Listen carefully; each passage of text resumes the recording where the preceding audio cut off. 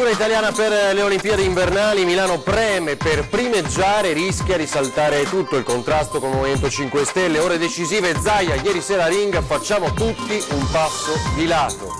Tragico schianto, pediatra 61enne di San Donà di Piave morto in sella alla sua moto mentre dall'Austria stava rientrando a casa. Grave la moglie che viaggiava con lui. 3 morti in 2 giorni sulle strade del Padovano. All'alba un uomo di 33 anni uscito di strada con la sua auto a Piazzola sul Brente. A Maserà in mattinata grave incidente sulla Conselvana. Bimbo di neppure un anno morto per una malattia genetica. Domani a Farra i funerali nel giorno che sarebbe stato quello del suo compleanno. Baristi in rivolta contro legge regionale che contrasta la ludopatia, ma a pagare, sostengono le associazioni di categoria, saranno solo gli esercenti. Il nuovo rettore del seminario vescovile traccia il bilancio dei primi 3 mesi del nuovo incarico. In controtendenza rispetto al resto d'Italia, nella diocesi di Treviso le vocazioni sono in aumento. Appuntamento con lo sport e la programmazione di Antena 3 da oggi, ogni martedì e mercoledì. La nostra prima serata sarà dedicata al grande calcio con la Champions in diretta. Buongiorno, ben ritrovati in diretta con l'informazione di Antena 3, la nostra prima edizione. Avete sentito la notizia del tardo pomeriggio di ieri, dirompente, il rischio che salti la candidatura italiana alle Olimpiadi del 2026. Ne abbiamo discusso subito in diretta ieri sera a Ring con l'intervento del sindaco di Cortina Ghedina e del governatore Luca Zaia. Sentiamoli. Direi che bisogna aspettare le prossime ore. Io credo che sia, come è stato detto anche dai suoi ospiti, una grandissima opportunità e sarebbe veramente un peccato doverla perdere. In realtà io credo che siamo molto vicini alla sintesi, che è una questione per carità di Milano, di apparire un po' più delle altre 2 stazioni, ma io credo che siamo molto vicini. Martedì eravamo a Roma dal sottosegretario Giorgetti e mi pare che una convergenza si era trovata. Mi auguro che siano un po' un innalzamento dei toni delle ultime ore per arrivare domani, quando Giorgetti andrà nel Consiglio dei Ministri, insomma, con la proposta e che possa andare bene. Ricordo che mercoledì bisogna essere per forza di cose a Losanna, dove il CEO si riunisce per candidare l'Italia. La situazione è propizia perché a livello internazionale sono un po' defilati parecchie realtà. Tra le ultime Graz, la Svizzera, Sapporo, che è notizia di oggi, ma insomma io l'avevo anticipato già sabato perché c'era questa notizia che c'era, per cui restiamo in corsa con Erzurum in Turchia, Cagliari e Stoccolma, e quindi poi l'Italia con il tridente come l'ho definito. A me sembra insomma che i sacrifici abbiamo fatti tutti e 3, dopodiché si potrà discutere ancora, ma se andiamo con questi presupposti domani a Losanna, cioè Malagola a Losanna, esatto, con questi presupposti, è chiaro che salta tutto. Io mi auguro che poi la notte porti consiglio. I sacrifici li abbiamo fatti tutti, ne ha fatti Cortina, li ha fatti Torino, li fa Milano. Dopodiché a me io ho visto la lettera di Sala sostanzialmente accetta la corsa a 3 e dice Milano primo nel brand. Ma voglio ricordare a tutti che Milano primo nel brand vuol dire che lui propone che nel logo delle Olimpiadi sia scritto Milano, Torino, Cortina. Ne prendo atto, poi discuteremo del logo, discuteremo di tante robe, però non ci vedo un momento di attrito. Io farei un passo all'alto, questo è l'invito che faccio a tutti, e poi si va avanti con questa candidatura. Questo giro delle Olimpiadi le portiamo a casa. Per noi poi sono, come si può dire, dopo i mondiali 2021 sono una grande opportunità ancora per la montagna veneta. E proprio queste parole del governatore Luca Zaia, riprese oggi dai quotidiani dopo il suo intervento in diretta a Ring, saranno ore fondamentali le prossime, dunque staremo ad attendere. Tragico incidente in Austria, è morto un pediatra, grave la moglie che viaggiava insieme a lui. Ci aggiorna in diretta Anna Maria Parisi. Anna Maria. Sì, buongiorno da San Donà di Piave, con la città che oggi è in lutto per la notizia del gravissimo, del tragico incidente stradale accaduto a un noto pediatra della zona. L'incidente è accaduto in Austria, mentre il pediatra Franco Bagliana, di 61 anni, era in vacanza in moto con la moglie e stavano rientrando appunto verso San Donà di Piave dall'Austria quando un'auto ha invaso la loro corsia di marcia e ha travolto la moto sulla quale viaggiavano. Per Franco Bagliana non c'è stato niente da fare, la moglie invece, anche lei una nota professionista di San Donà di Piave, dentista, è ricoverata in ospedale in gravissime condizioni. Il tragico incidente stradale è accaduto ieri pomeriggio alla coppia molto conosciuta non solo a San Donà di Piave ma in tutto il Veneto orientale, era appassionata di moto. I due avevano raggiunto l'Austria per qualche giorno di relax, e secondo una prima ricostruzione delle forze dell'ordine di Lienz sarebbero rimasti coinvolti in un incidente frontale. E per il momento da San Donà di Piave è tutto, linea allo studio. Grazie ad Anna Maria Parisi. Adesso nel Padovano 3 morti in 2 giorni sulle strade. Un inizio settimana di sangue sulle strade del Padovano, 3 giovani vite spezzate, l'ultimo in ordine di tempo, un uomo di 33 anni, Andrea Scapin di Carmignano di Brenta. Erano circa le 21 quando il giovane, che viaggiava con la sua piccola utilitaria lungo via Marconi a Vaccarino di Piazzola sul Brenta, è uscito di strada. Davvero impressionanti le immagini dell'auto finito in un fossato dopo aver sbattuto contro un palo del telefono. Incastrato tra le lamiere, per estrarre dall'abitacolo lo sfortunato conducente sono dovuti intervenire i vigili del fuoco, che hanno tagliato la cappotta per permettere ai sanitari del SUEM di prestare i primi soccorsi. Vani sono risultati tutti i tentativi. Per Andrea Scapin non c'era più nulla da fare. Sulle cause dell'incidente stanno indagando i carabinieri e il martedì si apre in modo tragico. È grave un ciclista investito a Maserà sulla Conselvana da un camion. 3 vittime, un ferito grave in poche ore. Domenica pomeriggio a Vico d'Arzere aveva perso la vita Francesco De Paoli, 18 anni appena.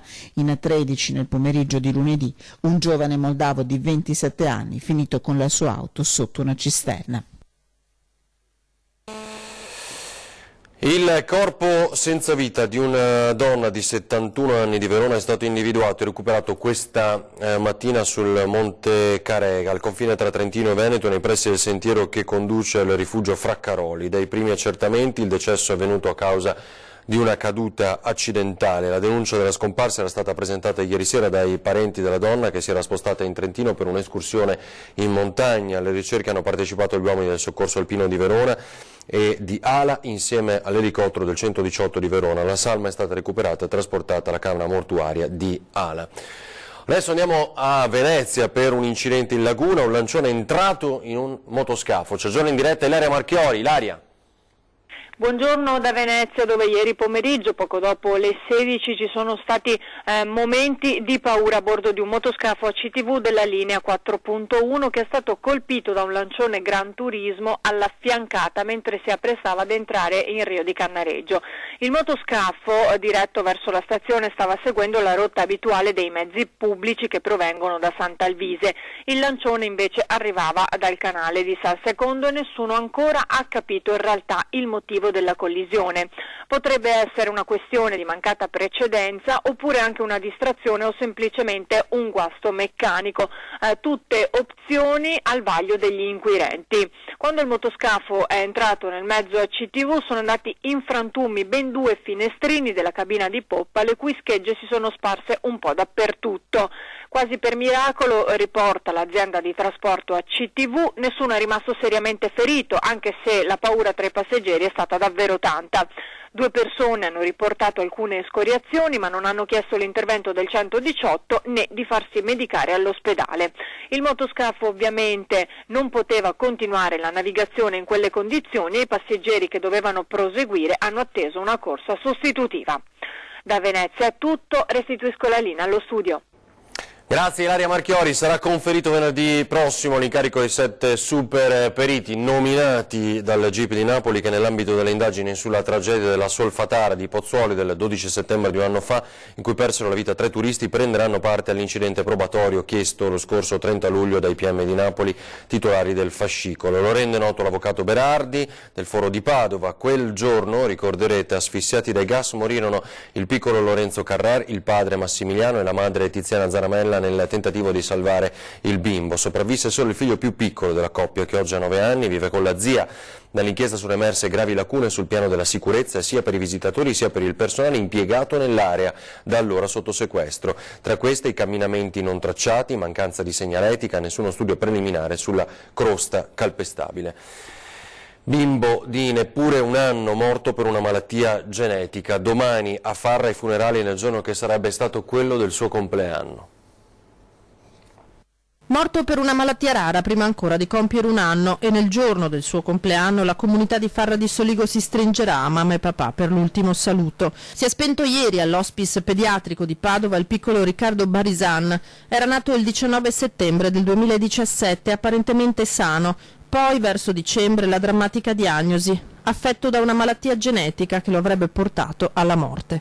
Le cure intraprese alla pediatria di Padova, poi l'hospice. Come un fiore sei sbocciato, ha scritto la famiglia sull'epigrafe, ma proprio come un fiore troppo presto hai perso i tuoi petali e sei volato via.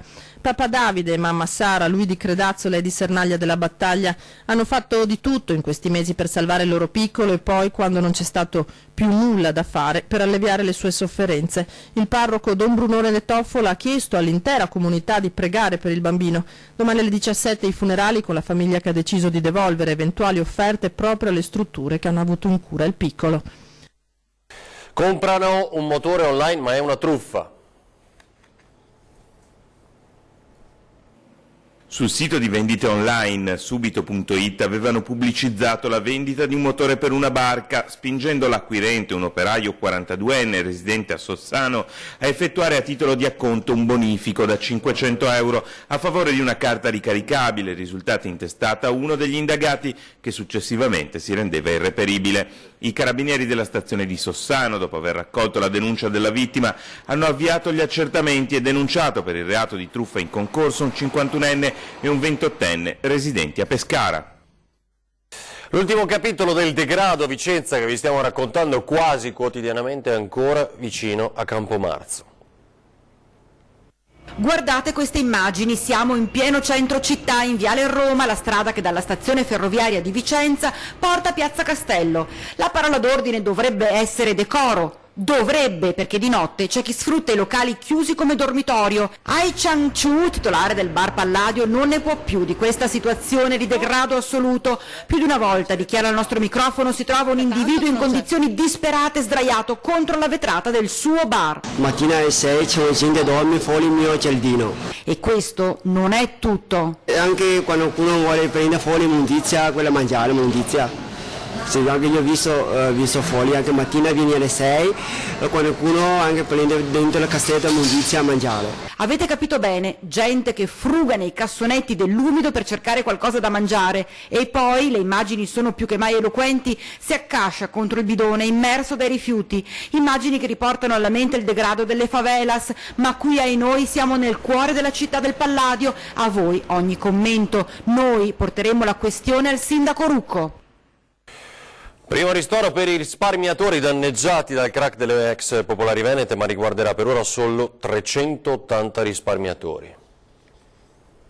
Per i risparmiatori traditi è una buona notizia che entro il 31 di ottobre verrà emanato il decreto da parte del Ministro per cominciare a ristorare i primi truffati appunto dalle banche. Un primo spiraglio per i risparmiatori danneggiati dalle ex Popolari Venete arriva da un emendamento al decreto 1000 proroghe che prevede un primo risarcimento attraverso un rimborso versato direttamente dalla Consob che si finanzia con i contributi dei soggetti vigilati, una prima tranche di ristori dunque che dovrebbe interessare 380 risparmiatori delle banche sottoposte ad azione di risoluzione o poste in liquidazione coatta amministrativa per poter accedere al fondo, risarcimento che potrà essere del 30% fino ad un massimo di 100.000 euro e riguarderà solo quei risparmiatori che hanno già avuto parere favorevole dall'arbitro per le controversie finanziarie o lo riceveranno entro il 30 novembre. Questo non impedirà poi che si possa continuare in questa direzione, ovviamente anche per il restante di tutti gli altri.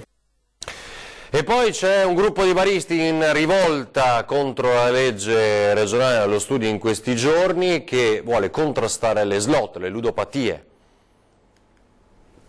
Tasse più alte in Veneto per gli esercizi pubblici che ospitano le slot machine. Il disegno di legge della Giunta regionale prevede una maggiorazione dell'IRAP dello 0,92% per bar e tabaccherie, oltre al divieto di pubblicizzare le vincite in vetrina. Un'idea che non piace alle associazioni di categoria. Non è la soluzione, ma è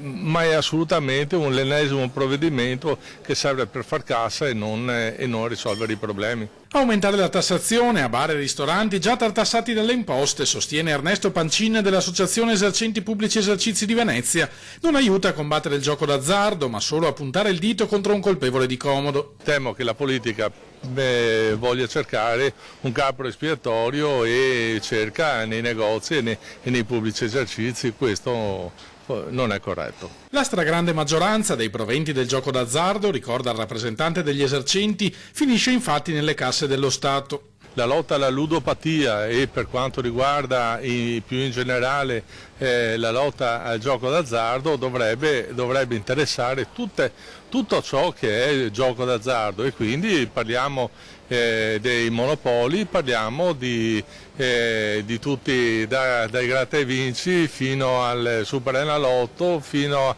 alle lotterie ogni 10 minuti e quant'altro. Da un lato i monopoli continuano a incassare miliardi vendendo questi giochi, argomenta Pancin, dall'altro si tassano i privati in nome del presunto contrasto al gioco d'azzardo. Per quel che riguarda i settori di pubblici esercizi abbiamo già dato e siamo già regolamentati in termini di orari e in termini di funzionalità, quindi francamente non saprei cosa potremmo dare ancora. Davvero controcorrente la diocesi di Treviso, le vocazioni sono in crescita. Il seminario di Treviso è ancora molto vivo, anzi quest'anno abbiamo un leggero aumento di presenze da 70 tra ragazzi e giovani a 73. In un tempo di crisi vocazionali, Treviso può definirsi dunque una diocesi controcorrente, dove diversi giovani scelgono la via del sacerdozio. Un segnale importante per la Chiesa trevigiana che il prossimo anno, con il compimento dei 75 anni di Monsignor Gardin, vedrà da maggio l'avvicendamento in curia con un nuovo vescovo. Certo, i numeri sono decisamente diversi rispetto anche solo a 30 anni fa, ma il saldo positivo è un segno importante di come la Chiesa sia un punto di riferimento per molte famiglie. Per il Rettore è anche in parte il risultato dell'azione di rinnovamento voluta fortemente da Papa Francesco. Dobbiamo essere attenti come Chiesa a comprendere ciò che i giovani stanno dicendo alla nostra realtà ecclesiale, perché forse stanno comunicando e cercando delle questioni, si stanno ponendo degli interrogativi che aiutano anche la Chiesa ad essere maggiormente fedele al Vangelo, forse anche purificandola un po' da tante sovrastrutture. L'esempio classico sono gli asili, riferimento educativo della prima infanzia. Ecco perché il parroco di oggi deve avere strumenti e formazioni diverse rispetto al passato, un incarico che il Rettore sente profondamente. Lo vivo con una grande passione, perché certamente accompagnare dei giovani ragazzi delle medie come anche giovani delle superiori, e così pure quanti si preparano più immediatamente al sacerdozio, è davvero un'esperienza che arricchisce, perché costringe a stare accanto ai giovani cercando di cogliere da loro quali sono le nuove realtà che aiutano a crescere e ti mantiene giovane e soprattutto spinge a fare un cammino di formazione insieme con loro. Pochi istanti di pubblicità e poi parleremo del ponte di Bassano in pericolo.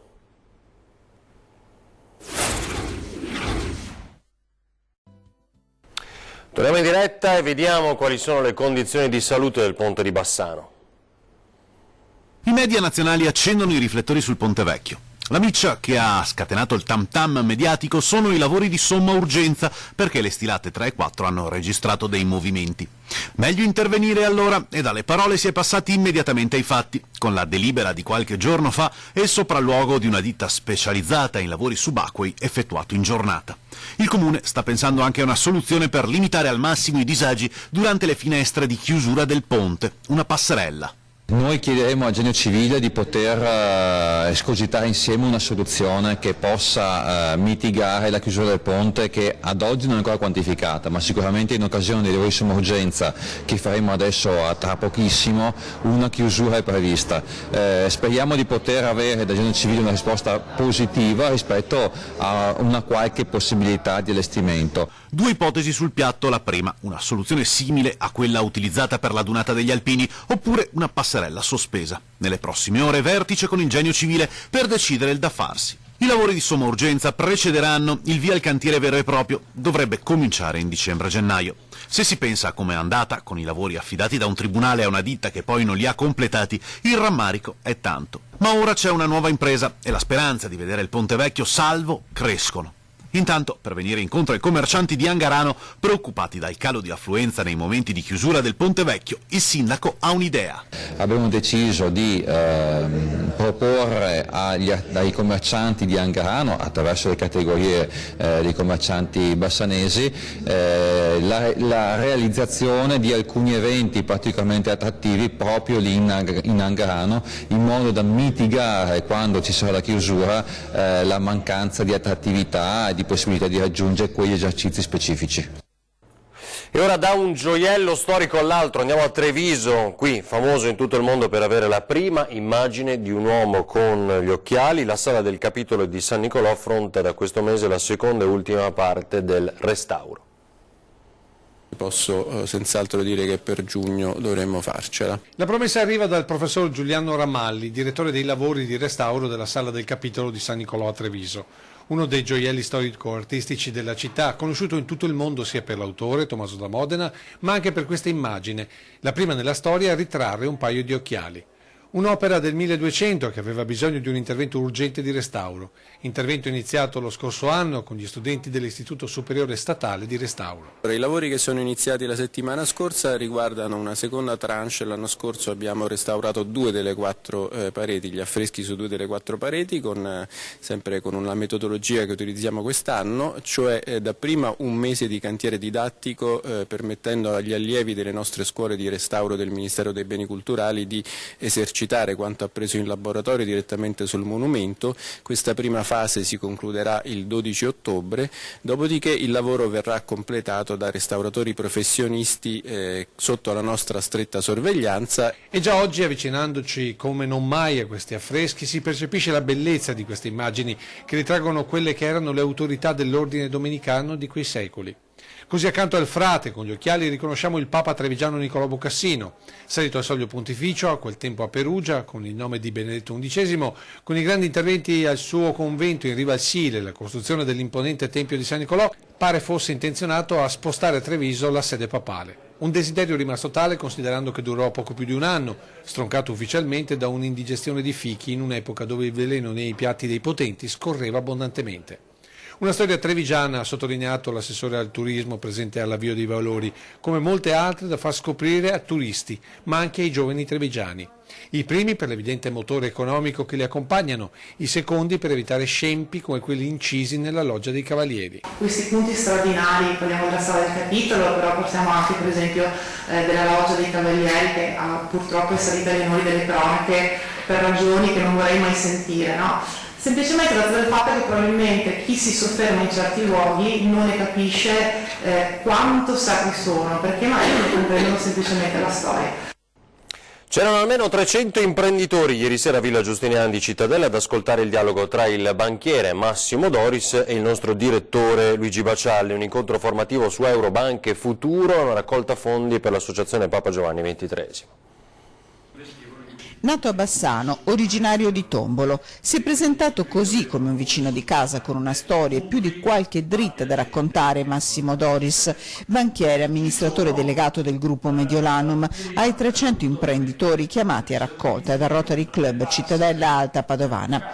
Un dialogo franco stimolato dal nostro direttore Luigi Bacialli. Una bella occasione per me innanzitutto perché siamo nel mio territorio in Veneto, io sono di Tombolo, a pochissimi chilometri da qui.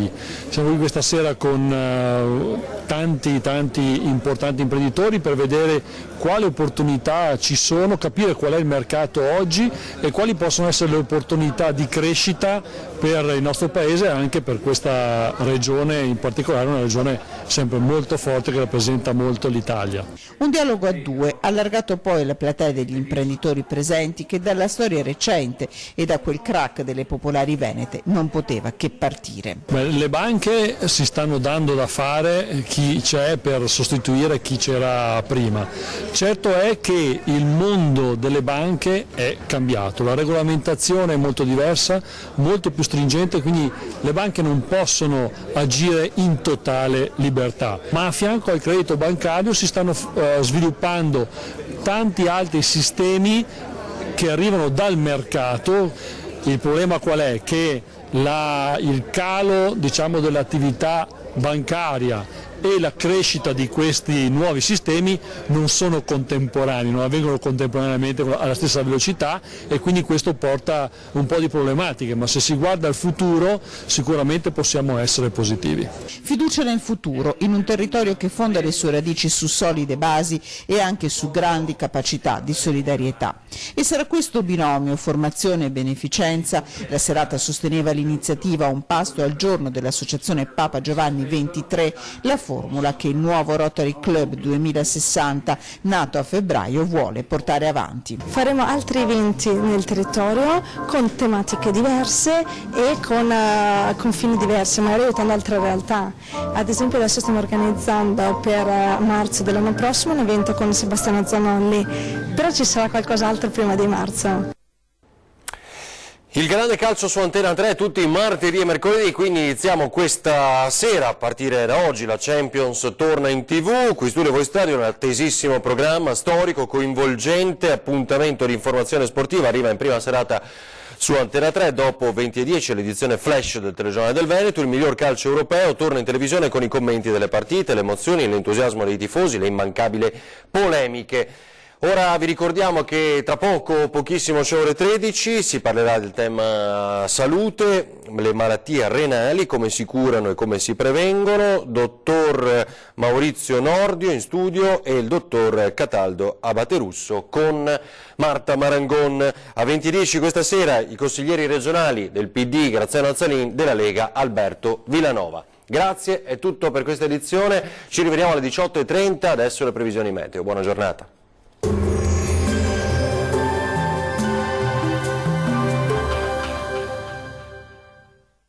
Ben ritrovati al meteo. Nuvolosità in aumento oggi sulle nostre regioni, ma in un contesto comunque di caldo anomalo. Ma vediamo il dettaglio. Sul Veneto la giornata sarà caratterizzata da un cielo parzialmente o irregolarmente nuvoloso un po' su tutti i settori. Isolati rovesci saranno possibili sul Veronese, specie nel pomeriggio. Diamo uno sguardo alle temperature previste. Le minime saranno comprese tra 15 e 20 gradi. I valori massimi oscilleranno invece tra 25 e 28 gradi. Passiamo ora al Friuli Venezia Giulia. Bel tempo ampiamente soleggiato sulla nostra regione con cielo sereno o al massimo poco nuvoloso su tutti i settori e ancora con clima estivo. Diamo un'occhiata anche alle temperature previste in aumento. Le minime saranno comprese tra i 16 e i 18 gradi. I valori massimi invece saranno oscillanti tra i 27 e i 29 gradi. Vediamo infine la situazione del Trentino Alto Adige. Tempo più instabile con tante nubi e anche con alto rischio di precipitazioni nel corso della giornata, specie durante le ore pomeridiane. Andiamo a vedere anche le temperature previste. Le minime risulteranno comprese tra i 15 e i 16 gradi. Le massime sono previste invece in calo, oscillanti tra i 24 e 28 gradi. Dal meteo di Antena 3 per ora è tutto. Arrivederci al prossimo aggiornamento.